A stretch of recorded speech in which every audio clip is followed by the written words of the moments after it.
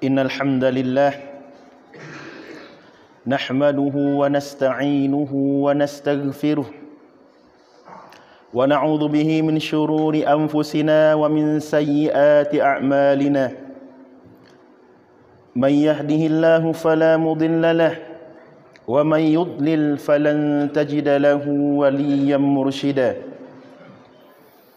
أشهد أن لا إله إلا الله وحده لا شريك له وأشهد أن محمدا عبده ورسوله لا نبي ولا رسول بعده اللهم صل على حبيبنا المصطفى وعلى آله وصحبه ومن اهتدى بهديه ومن استنى بسنته إلى يوم لا ينفع فيه مال ولا بنون إلا من أتى الله بقلب سليم فيا عباد الله إني أوصيكم وإياي بتقوى الله فقد فاز من اتقى اتقوا الله حق تقاته ولا تموتن إلا وأنتم مسلمون قال الله تعالى في القرآن الكريم أعوذ بالله من الشيطان الرجيم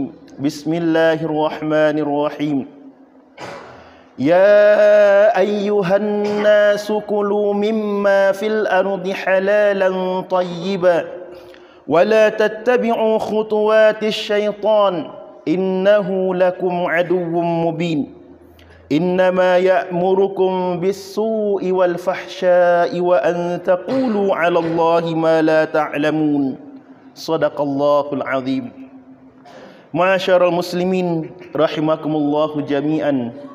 Kita bersyukur kepada Allah Subhanahu wa taala atas nikmat yang telah Ia limpahkan kepada kita semuanya. Salawat dan salam tak lupa kita kirimkan untuk baginda Rasulullah yang begitu mencintai kita, sangat berkeinginan hidayah ini sampai kepada seluruh umat manusia, dan sangat berkeinginan jangan sampai di antara umatnya masuk dalam jurang api neraka. Mudah-mudahan salam sejahtera terkirim senantiasa untuk beliau, para sahabat dan generasi setelahnya sampai hari kiamat nantinya. Amin ya rabbal alamin. Khatib berwasiat kepada kaum muslimin, terutama kepada diri khatib sendiri. Marilah kita tingkatkan keimanan dan ketakwaan kita kepada Allah. Di antara salah satu bentuknya adalah bagaimana menjaga kehalalan apa yang kita makan. Allah Subhanahu wa taala menyuruh umat manusia secara keseluruhan dalam surah Al-Baqarah ayat 168 sampai 169. Ya ayyuhan nas, wahai sekalian manusia, kulu mimma fil ardi halalan tayyiba, makanlah apa saja yang di muka bumi ini yang halal lagi yang baik.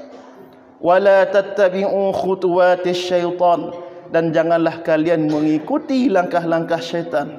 Sesungguhnya syaitan itu musuh yang nyata bagi kalian. Ma'asyiral muslimin rahimakumullahu jami'an. Kalau kita melihat seruan-seruan lain, terutama mengenai halal, haram, ibadah dan semuanya, itu hanya ditujukan kepada orang-orang yang beriman. Ya ayyuhalladzina amanu. Tapi berkaitan dengan makanan halal lagi baik, itu yang diseru adalah seluruh umat manusia. Umat manusia secara umum saja sudah diseru untuk memperhatikan makanan mereka, apalagi kita sebagai orang yang beriman. Aula, lebih berhak untuk memperhatikan makanan, kehalalan makanan kita. Dan memang apa yang kita makan itu ada efeknya kepada pribadi kita, ada pengaruhnya. Makanya Rasulullah SAW mengancam, madamata minal harami fannaru aula biha, apa saja yang tumbuh dari yang haram, daging yang tumbuh dari yang haram, darah yang mengalir dari yang haram, maka neraka lebih baik, lebih berhak untuk membakarnya. Ini pentingnya bagi kita untuk menjaga kehalalan apa yang kita makan. Di samping juga ada efek psikologis dari makanan haram yang kita makan berulah. Mungkin anak kita yang perangainya berulah, atau mungkin rumah tangga kita yang retak. Gara-gara apa? Memakan makanan yang haram. Kalau kita lihat rumah tangga para nabi, yang menjadi retaknya rumah tangga bukanlah karena faktor orang ketiga. Kalau karena faktor orang ketiga, berapa banyak para nabi yang poligami, pasti hancur rumah tangga mereka. Dan juga bukan karena faktor ranjang. Lihat Nabi Zakaria, Nabi Ibrahim, sekian lamanya berumah tangga, nggak juga mendapat keturunan, tapi tetap tidak ada berpengaruh kepada rumah tangga mereka. Tapi lihat ayah kita, Nabi Adam, sekali memakan yang diharamkan oleh Allah, mendekati pohon khuldi dan memakan buahnya, Allah usir dari surga, Allah pisahkan di bumi antara Adam dan Hawa sekian tahun lamanya. Jadi ada efek secara langsung atau tidak langsung terhadap diri kita, keluarga kita, dari makanan haram yang kita makan. Dan kehalalan yang kita makan itu dilihat dari dua sisi. Yang pertama dari segi zat.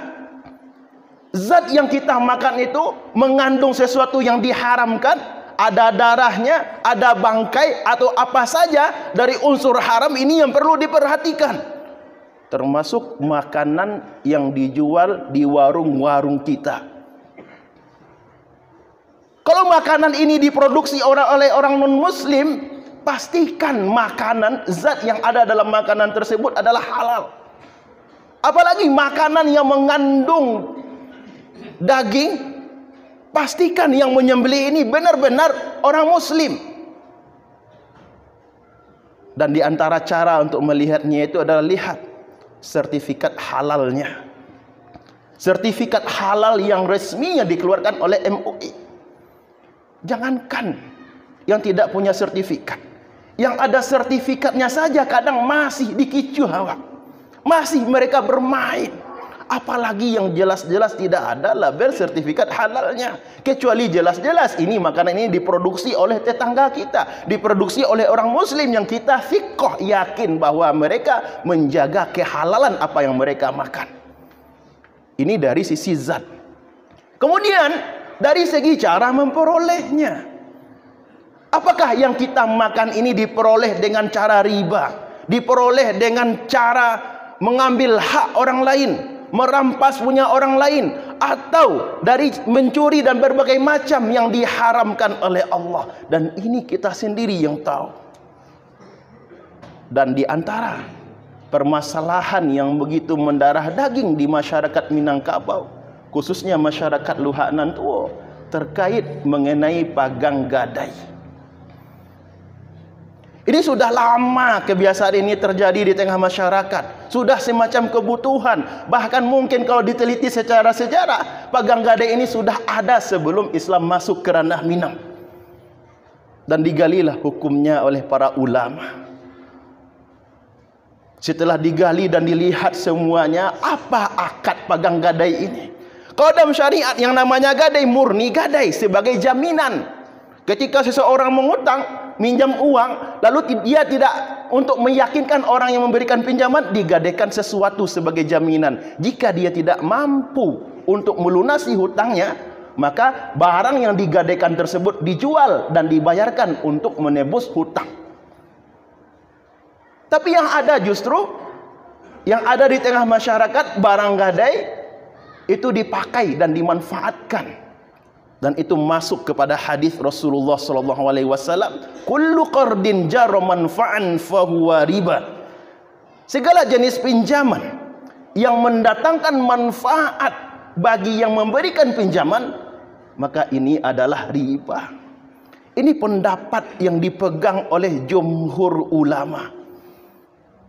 Dan kalau kita melihat praktek pagang gadai, ini adalah praktek pinjam meminjam.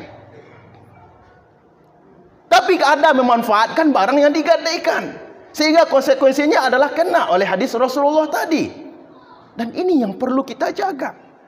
Ini yang dikatakan oleh jumhur ulama, bahwasanya yang namanya pagang gadai ini adalah termasuk dalam kategori riba. Tapi dalam realita, masyarakat membutuhkan akad ini. membutuhkan uang dalam jumlah banyak. Sedangkan minjam ke bank, minjam ke orang ini susah dan ribetnya minta ampun. Sedangkan ada orang kaya di kampung itu yang mau meminjamkan, tapi dengan syarat harus ada barang yang nyogadai, harus ada sawah yang nyopagang. Sehingga ini sudah menjadi kebutuhan. Sehingga ada muncul ijtihad minoritas ulama. Minoritas dari ulama Syafi'iyah dan ulama Hanafiyah mengatakan, kalau kita lihat di antara bentuk solusinya adalah dibuat akad baru yang disebut dengan bai'ul wafa, jual beli komitmen. Bentuknya seperti apa? Andai kata khatib memiliki uang, tidak memiliki uang sama sekali, dan mutuh mendesak, yang ada cuma sawah. Khatib menjual sawah ini kepada seseorang dalam jangka 10 tahun atau 5 tahun, atau tanpa ada jangka sama sekali, dengan syarat nantinya ketika khatib memiliki uang yang sama dan sawah itu dibeli kembali. Ini yang disebut dengan bai'ul wafa, jual beli komitmen. Konsekuensinya orang yang membeli sawah tersebut tidak boleh menjual kepada orang lain. Dan ini barangkali yang bisa dijadikan menjadi salah satu solusi. Tapi lagi-lagi jumhur ulama menentang jual beli komitmen ini. Itu hanya akal-akalan untuk menghalalkan riba. Ini hanya akal-akalan untuk menghalalkan riba, tidak bisa tetap. Walaupun ada minoritas ulama yang membolehkan. Dan khusus untuk kita di tanah datar, kita cek, apakah bisakah akad pagang gade yang ada itu dilarikan, akadnya dirubah menjadi bai'ul wafa, jual beli komitmen. Kalau kita cek, ternyata dalam realita akad yang ada bukan jual beli. Akad yang ada dalam masyarakat adalah salang pinjam, salang pisalang, dan berbagai macam yang semuanya masuk dalam kategori pinjaman. Tapi ada gadainya, dan jadi masalah ketika pinjaman ini, barang yang digadaikan itu dimanfaatkan kembali kepada hadis Rasulullah, kullu qardin jaru manfa'an fahuwa riba. Makanya atas dasar ini Majelis Ulama Indonesia Kabupaten Tanah Datar mengadakan mudzakarah pada tanggal 22 Desember tahun 2022. Mudzakarah yang dibahas pada kesempatan tersebut adalah model akad pagang gadai berbasis syariah di Luhak dan Tuwo. Dalam mudzakarah disampaikan bahwa memang apa yang ada dipraktekkan masyarakat tidak bisa dikatakan pagang gadai ini halal, tidak bisa dibawakan kepada jual beli komitmen, karena memang dari sisi akad bukan jual beli komitmen. Tidak ada akad jual beli dalam pagang gadai di tengah masyarakat. Di samping itu, kalau memang harus jual beli komitmen, harga yang ditetapkan itu adalah harga yang layak, bukan harga miring.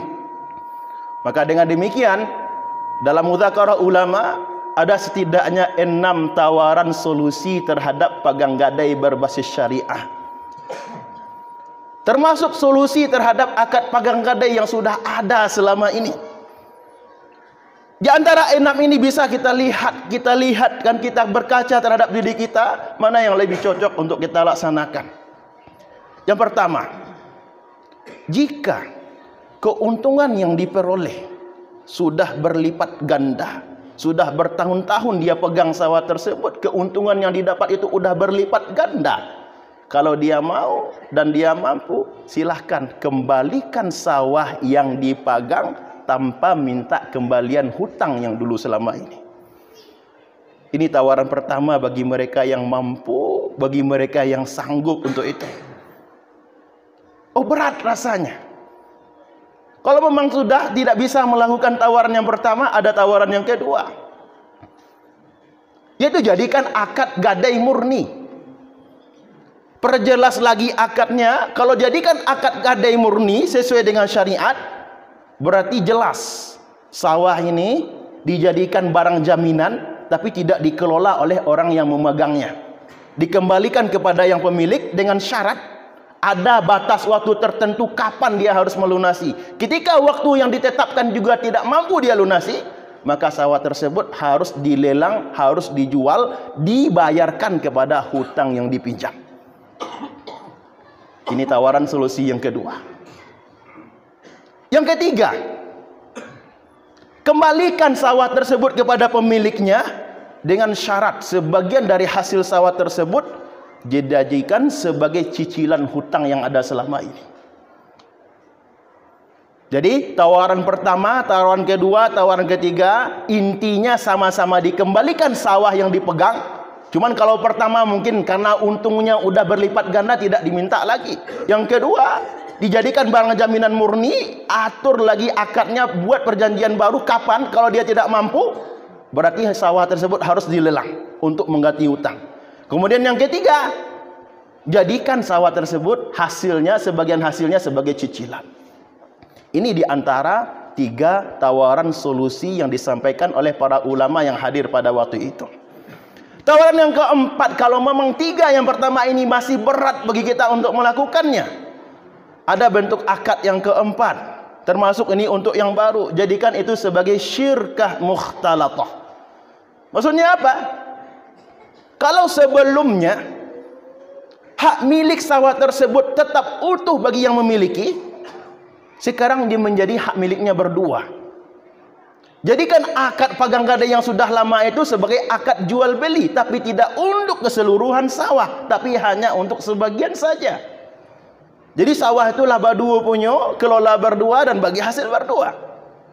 Otomatis kalau yang seperti ini tidak bisa diberlakukan untuk harta pusaka tinggi. Ini yang keempat. Ada bentuk tawaran yang kelima, yaitu akad yang dipakai adalah akad ijarah, yaitu akad sewa menyewa. Walaupun ini terdapat perbedaan ulama terhadap bolehkah menyewa lahan atau tidak, karena memang ada hadis Rasulullah yang melarang untuk menyewa lahan. Lalu ada ulama yang berijtihad, larangan tersebut dikhawatirkan merugikan yang menyewa. Kalau seandainya tidak merugikan yang menyewa, berarti sah-sah saja. Otomatis akad sewa menyewa lahan bisa dijadikan, dan kitalah yang mengatur. Kalau dengan harga 5 rupiah, dengan harga 5 juta atau 10 juta, nggak bisa didapat keuntungan dalam jangka 5 tahun, perpanjang jangka waktunya. Mungkin jadi 10 tahun, jadi 15 tahun, atau jadi 20 tahun, dan sebagainya. Yang penting ada kecocokan antara kedua belah pihak, dengan menjadikan ini adalah akad sewa menyewa. Kalau jangka waktu sewanya sudah habis, dah kembali lagi dikelola oleh pemilik lahannya. Adapun tawaran yang kelima, sebagai solusi dari pegang gada yang ada, yaitu menjadikan akad mudharabah, yaitu dengan sistem bagi hasil. Silakan dipinjam uang, tapi sawah ini diserahkan kepada yang memberikan pinjaman dengan sistem bagi hasil. Yang menggarapnya mendapatkan 2/3, sedangkan hak milik pemiliknya itu mendapatkan 1/3, atau disesuaikan dengan porsi siapa yang memodali, yang menggarap sawah ini.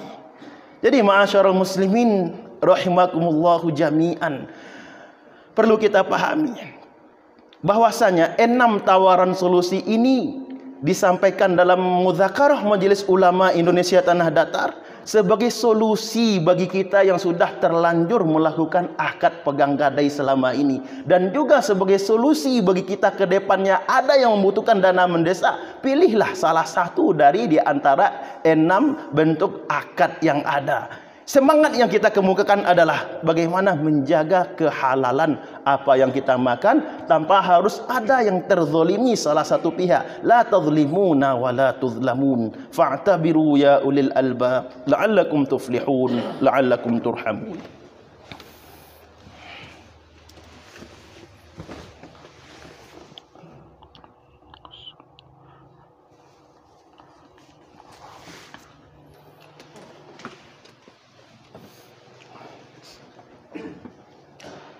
Alhamdulillahi wa kafa, wassalatu wassalamu ala rasulina al-mustafa wa ala alihi wa sahbihi wa man wafa.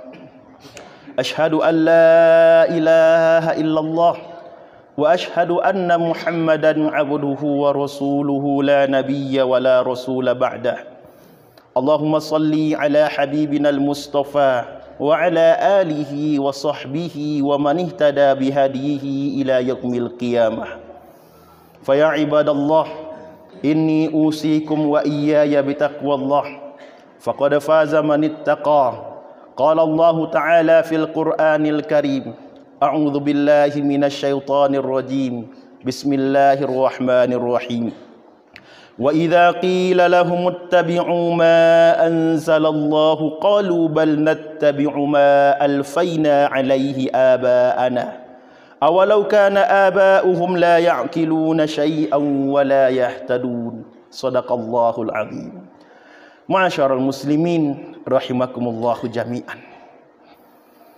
Pada khutbah pertama telah kita sampaikan bagaimana akad pegang gadai itu bermasalah.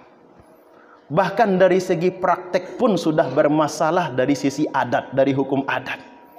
Karena banyak syarat yang ditetapkan adat tidak terpenuhi. Di samping dari sisi syariat pun juga bermasalah akadnya. Maka diberikanlah untuk kedepannya jangan lagi dipakai akad pegang gadai ini.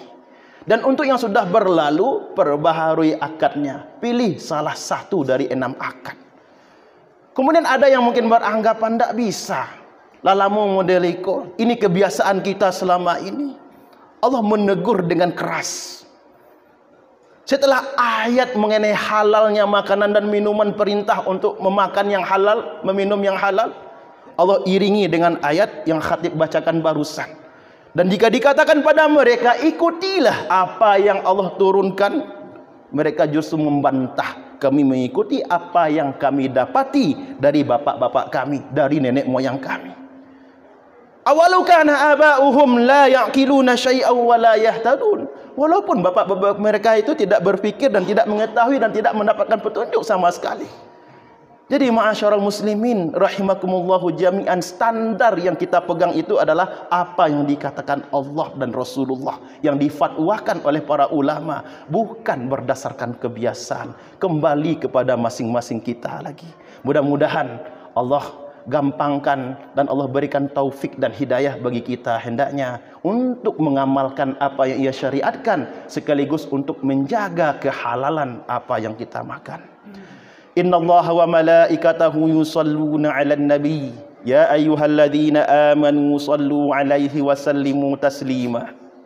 Allahumma salli 'ala Muhammad wa 'ala ali Muhammad kama sallaita 'ala Ibrahim wa 'ala ali Ibrahim. وبارك على محمد وعلى آل محمد كما باركت على إبراهيم وعلى آل إبراهيم في العالمين إنك حميد مجيد. اللهم اغفر للمسلمين والمسلمات والمؤمنين والمؤمنات الأحياء منهم والأموات في البر والبحر كلهم آمين يا قاضي الحاجات. اللهم إنا ظلمنا أنفسنا وإن لم تغفر لنا وترحمنا لنكونن من الخاسرين. اللهم أصلح لنا شأننا كله ولا تكلنا إلى أنفسنا طرفة عين ولا أقل من ذلك. اللهم اكفنا بحلالك عن حرامك. اللهم اكفنا بحلالك عن حرامك. اللهم اكفنا بحلالك عن حرامك. اللهم احفظ بلادنا. اللهم احفظ أنفسنا وارفع عنا البلاء والوباء والزلازل والفتن فإنك خير الحافظين. اللهم احفظ عنا. اللهم احفظنا واحفظ بلادنا وادفع عنا البلاء والوباء والفحشاء والفتن والزلازل إنك أنت العزيز الحكيم. ربنا ظلمنا أنفسنا وإن لم تغفر لنا وترحمنا لنكونن من الخاسرين. ربنا آتنا في الدنيا حسنة وفي الآخرة حسنة وقنا عذاب النار والحمد لله رب العالمين.